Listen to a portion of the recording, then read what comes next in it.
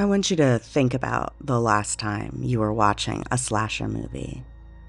So, the killer has been murdering teenagers for 90 minutes. Bodies are everywhere. Then, the final girl picks up a knife, and you're relieved. She stabs him, you cheer, she keeps going, and you're still cheering. Why? Here's the thing. Your brain had already decided who gets to be violent. And it made that call long before anyone picked up a weapon. The final girl can do things that would make you recoil if anyone else did them, because vulnerability gives permission. I'm Tara Peralt, and you're listening to Psychology of the Strange, part of the Darkcast Network. Welcome to the dark side. I've been watching a lot of horror movies lately. Like, a lot. I am knee-deep in a research project that is having me sit through over 60 horror movies. And let me tell you, some of them I would have preferred to turn off maybe 15 minutes in if it wasn't for, science. Terrifier 2 was one of those films. I sat through the whole thing, watched Sienna Shaw get brutalized, watch her brother nearly die, watched her covered in blood hacking away at Art the Clown in the finale. And the entire time, part of my brain was going, this is excessive, while another part was going, good, keep it up, girl. And that contradiction got me thinking. I used to love classic slashers. Halloween, Nightmare on Elm Street, Scream. I'd watch them on repeat. But somewhere along the way, my tolerance shifted. These days, body horror kind of turns me off. And this is coming from someone who was obsessed with the Hostel movies. And I guess younger me had a lot more morbid curiosity. But now, gore for the sake of gore just kind of grosses me out. And I think it started after I had kids. Are there any other parents out there that feel like this? Like suddenly the violence just hits different? But here's what's interesting. Even when the gore makes me uncomfortable, I'm still rooting for the final girl. Still cheering when she fights back. My disgust doesn't override that permission my brain already gave her. I was reading some recent research by Edgar Duberg and Colton Scrivener on how vulnerability actually licenses extreme violence. How being endangered gives you permission to do things that would horrify us in any other context. And it clicked. That's the pattern I kept seeing across all these films. So today, we're talking about the final girl trope and the mechanisms that decides who's allowed to be violent.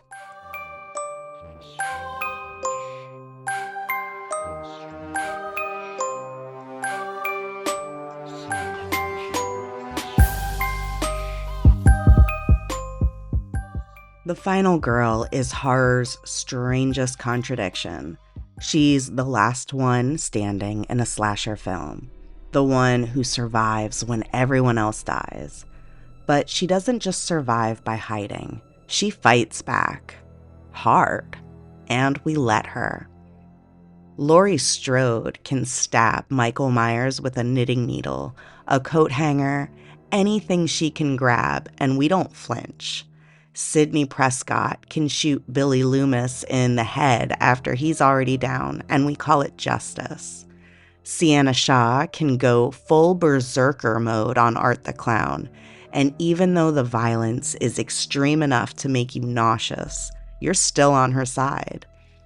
But if any of these women walked into the film and started acting that way from the beginning, if they were the ones hunting, the ones choosing violence, we'd call them psychopaths.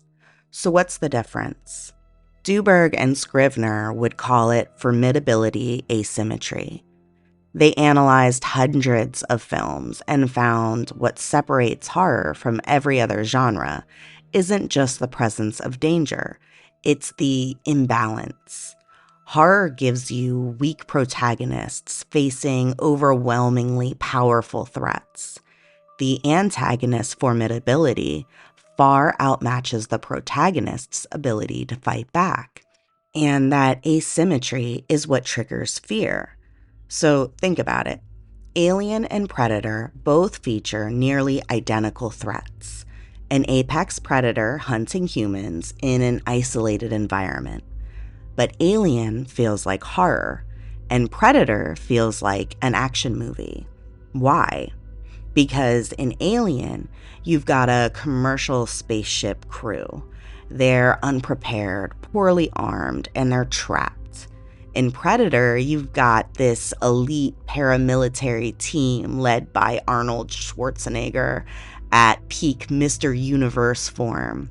Same monsters, well, kind of. Different protagonists, completely different emotional experience. The final girl works because that formidability asymmetry is baked in from the start. Your brain immediately computes the odds. She's outmatched, she's vulnerable, she's probably not going to survive this. And that calculation does something really important. But I wanted to take this a step further, because vulnerability doesn't just make us scared, it changes how we judge violence.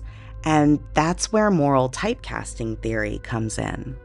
Your brain sorted them into a category before they ever threw a punch. This is the idea that we intuitively divide people into two groups. You have moral agents, the ones who cause harm and bear the responsibility. And then on the other side, you have moral patients. Those are the ones who experience harm and deserve protection. Once someone gets slotted into the patient category, which is like the victim category, it's really hard to bump them back out of that, even when they start acting like an agent. So let's go back for a second to where this really solidified as a trope. Halloween 1978. Laurie Strode is a babysitter. She's shy, she's bookish, and a little awkward. While her friends are busy hooking up and partying, Laurie's making popcorn for kids and doing homework. So wholesome. The film makes it really clear from the beginning. Laurie is not a threat. She's not sexually active or rebellious or aggressive. She's soft, and that softness is what is setting up the moral patient role if you're looking at it through moral typecasting. By the time Michael Myers comes for her, your brain has already filed Laurie under the person who should not be hurt. She's vulnerable. So when the attack finally comes, when she's trapped in that upstairs bedroom, when she's backed into the closet with nowhere to go, you're not watching a fight. You're watching prey trying to survive. She grabs a coat hanger, straightens it out with shaking hands, and when Michael breaks through that closet door, she drives it into his neck. He stumbles back, she runs, but he gets up. And she has to do it again, this time with a knitting needle to the eye. Then she grabs a kitchen knife and buries it in his chest. None of this stops him, of course. And Laurie is screaming the entire time. She's crying. She's barely holding it together. Every single attack looks like panic, not strategy.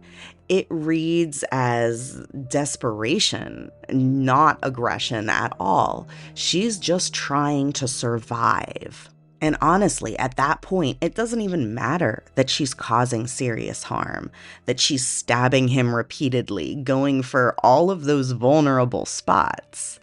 Our brains have already decided she's just responding to danger. She is well within her rights.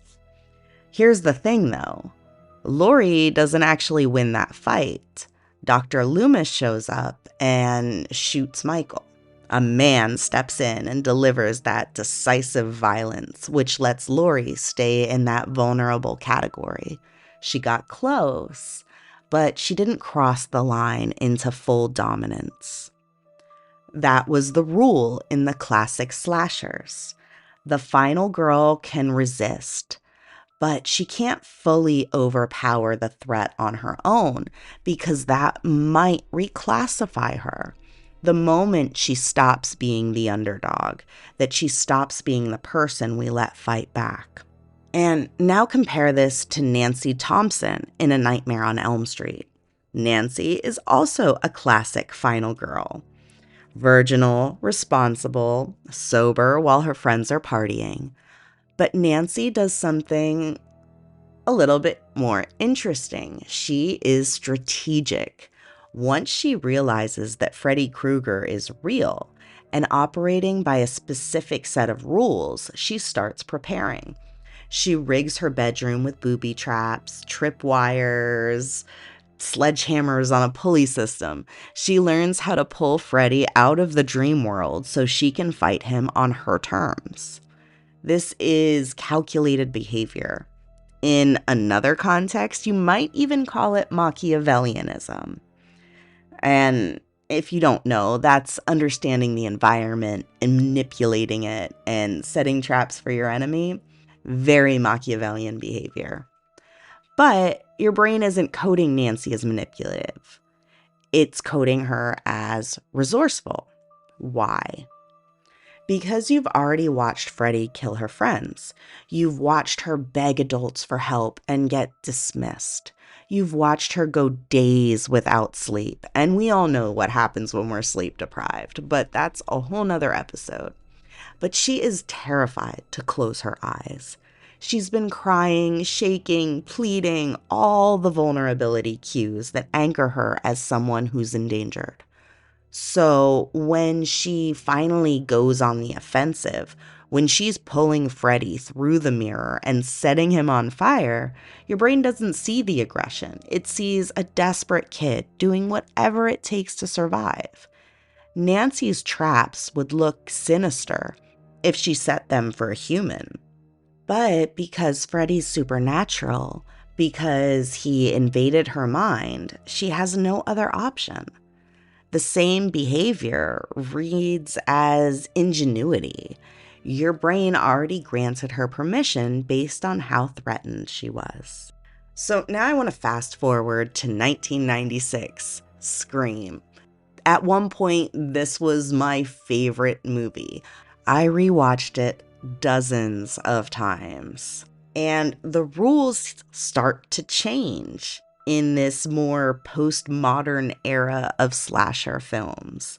Sidney Prescott is not a virgin. She has a boyfriend. She has sexual agency.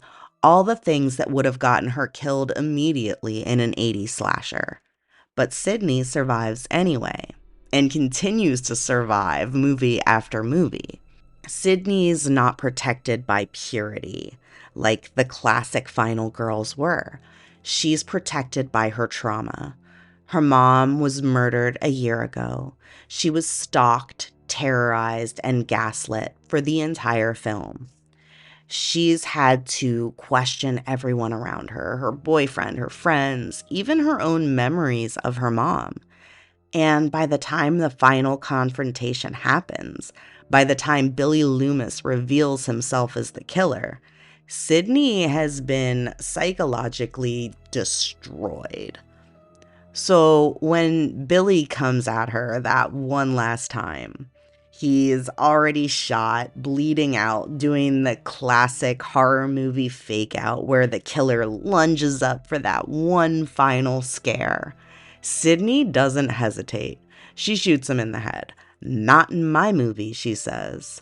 Then, for good measure, she and Gail, the reporter, drop a TV on Stu's head in the garage, crushing his skull, making absolutely sure that he is 100% dead. Scream made a shift in how horror justified female violence.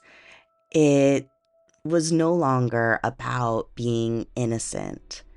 It became more about the trauma, about being hurt.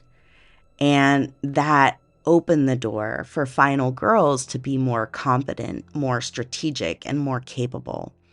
As long as the narrative kept reminding you that they were already fundamentally harmed. Trauma became the new anchor, the thing that kept them in the victim category, even when they started acting like hunters. Sydney didn't just react in the moment. She investigated, she anticipated the danger. By the time we got to Scream 3 and 4, she was actively hunting the killers, using herself as bait, outthinking them at every turn. These are behaviors that, in another context, would look calculating and maybe Machiavellian again. But because you've watched her suffer across multiple films, because you know she's responding to a threat she didn't ask for, your brain is still thinking, this is just survival instinct. She's allowed to be smart and brutal because she's fundamentally endangered. Even when she's physically fighting back, even when she's got the upper hand, the films keep reinforcing her vulnerability through emotional beats. She's crying, she's talking about her dead mom, she's protecting the people she loves. They keep her anchored in the patient category, the person that's being acted upon, even when she's doing the acting. Okay, so now Terrifier. Terrifier 2, to be specific. And I have to be honest with you here. I kind of hated this movie. Not because it's bad, but because the violence is just so extreme that it crosses the line from horror into like an endurance test of how much gore you can sit through. And don't come at me because I know this has a huge cult following. But honestly, it grossed me out in ways that I didn't even enjoy for large portions of it. Art the clown isn't just killing people, he's mutilating them slowly, creatively. The bedroom scene where he kills Allie goes on and he scalps her, rips her arms off, pours bleach and salt into her wounds while she's still alive. It is not a quick death. It's torture as performance art. And I don't know, I think at this point, it was just a lot for me. I genuinely considered turning it off multiple times. The only reason I didn't is because I needed to finish it, for science. But even as I was watching, something interesting was happening. I was still rooting for Sienna, and I was getting pulled into her victim role and her backstory because she is set up as someone that is vulnerable from the very beginning. Her vulnerability was emotional, psychological, and symbolic. Her dad had died. The film opens with her having a nightmare where she's burned alive. She's having panic attacks in school. She's trying to hold her family together while her mom checks out and her little brother acts out. Every single scene before the violence reminds you, Sienna is not okay. And then when Art comes for her family, when her brother Jonathan is trapped at the Terrifier haunted house attraction and carnival, Art is hunting him down. Sienna doesn't just fight back. She goes full feral. The final attack is brutal. Sienna gets stabbed, drowned, beaten so badly, she should be dead. And I think at some point she is dead and comes back to life. That part was a little bit unclear. So Art throws her in this tank of water. She's held under. And when she finally surfaces, gasping, he just keeps coming. And at this certain point, you watch something shift. The fear drains out of her. She stops looking like a victim. She's determined and focused, maybe even a little cold. She picks up her dead dad's sword, the one from the costume he designed for her before he died, and she goes after Art. And when she finally gets him down, she doesn't just stab him once, she hacks at him over and over. Her face is covered in blood. Some of it's hers, most of it's his. You can't even tell anymore. And she's not screaming. She's not crying. She is not giving those vulnerability cues anymore. She is methodical. And I was still rooting for her. And maybe part of it is violence has to match violence. After seeing all of the torture porn from Art the Clown, her brutality seems completely justified. And I was rooting for her. And this is where I start thinking that maybe it's kind of like a dark trait activation in survival contexts. Under extreme threats, Sienna starts displaying behaviors that align with dark triad. You know, Machiavellianism, psychopathy, narcissism. This is the fearlessness, the emotional detachment, strategic aggression. In everyday life, those are major red flags. In a life or death situation, maybe they're adaptive. Maybe that's why they persist. Think about it. She's not panicking anymore, even though she should be. That's that fearless dominance you see in certain high-functioning personality types. The ability to stay calm under pressure, to shut down that fear response and focus entirely on the threat. She is no longer focused on her own pain. She's not worried about being good. She is in pure survival mode. And in that mode, empathy shuts off. There's no more space for it. The emotions shut off. And what's left is this cold, strategic violence. She's not a psychopath. She's just activating psychopath-like survival mechanisms because the situation demands it. It's literally life or death. And I think our brains know that difference because we've already anchored her as someone who's responding to danger. She's not seeking power like a typical villain would. Vulnerability gave her that license that survives the extreme brutality. And here's the thing that really drives it home for me. After she kills Art, after the threat is neutralized, Sienna doesn't stay in that cold, detached state. She immediately breaks down. She's sobbing. She's holding her brother. She's 100% herself again. I mean, at least as much of herself as she can be after that traumatic situation she just went through. But the dark trait behaviors disappear the second the survival domain closes. And that's the tell. That's how your brain knows she's not actually corrupt. The violence was just situational, not dispositional. It was something she became temporarily, not something she is. I don't know if you've heard of the Science of Scare project, but if you're a fan of horror, you should probably look into it. Every year, they release a list of the 50 scariest movies of all time. And with that, they have their rankings and they also track heart rate data.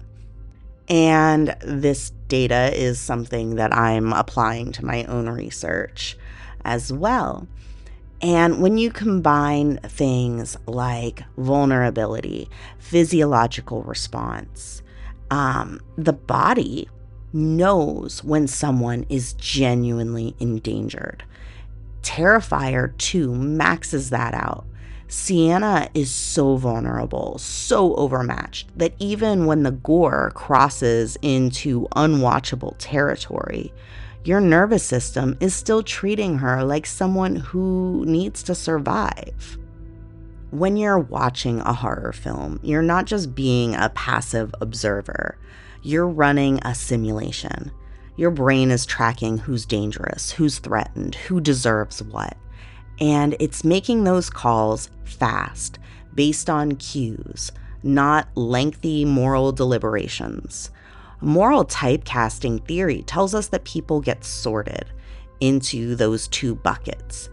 And your brain here is trying to answer a simple question: who's the threat? And it answers that question early, sometimes even in the first few minutes of the film, based on who's being chased, who's crying, who's begging for help. And those early cues create the anchor, and anchors are really hard to move. The final girl gets locked into the patient category early. You see her chased, hurt, scared. You see her crying and begging for her life. All of this registers as this person is harmed, and once your brain makes that call, her violence gets reinterpreted. So let me give you just one more example of how sticky this categorization can be.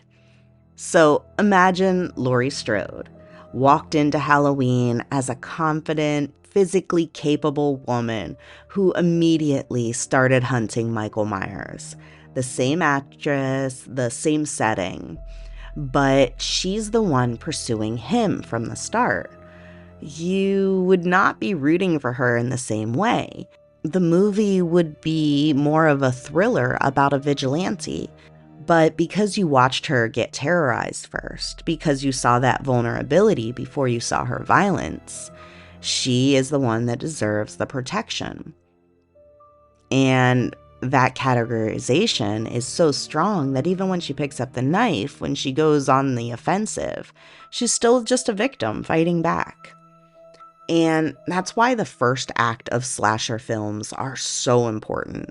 It's not just building the suspense. It's building the moral permission.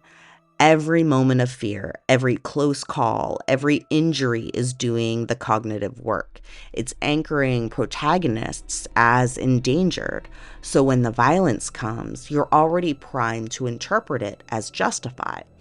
It also sets up the level of violence, which I mentioned before with Sienna. When there is an extreme killer like Art the Clown, then the moral permission that we give the final girl can be even more extreme to match. And this whole process of moral typecasting isn't conscious. You're not sitting there thinking, well, she's been harmed, so now I'll allow her to retaliate. It's this automatic process. So when the final girl starts looking antisocial with her fearlessness and manipulation and emotional shutdown, you can still see that she's heroic because they're happening inside a survival domain. And she's the underdog, and we all love a good underdog story. And I think this is why the final girl trope has lasted for decades. It's tapping into something fundamental about how we evaluate violence. We don't judge actions in a vacuum. We judge them based on who we think someone is and whether we think they're genuinely threatened. When someone is vulnerable, when they're overmatched, when they're clearly responding to danger that they didn't create, we let them fight back, even when the violence gets extreme. And this pattern extends beyond horror movies. The same mechanism plays out in how we evaluate violence in the real world. The stand your ground laws, self-defense cases, even how we talk about conflicts between nations. It all comes down to who we perceive as the vulnerable party, who's the patient, and who's the agent. The person who gets coded as victim early in the narrative gets more moral latitude than the person coded as the aggressor, even if their actions end up looking nearly identical. Think about how we talk about true crime cases. How much of the defense strategy is just trying to reframe the defendant as someone who is actually endangered, threatened, or responding to circumstances beyond their control.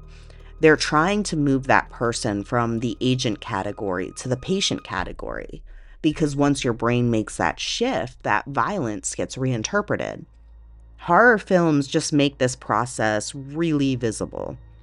They exaggerate it and amplify it, and they show you those extremes. The final girl is more of a diagnostic tool. She shows us the rules that we're already using. And I still don't love Terrifier 2. The gore is just too extreme for me these days. I'll take a good psychological horror film over body horror any day.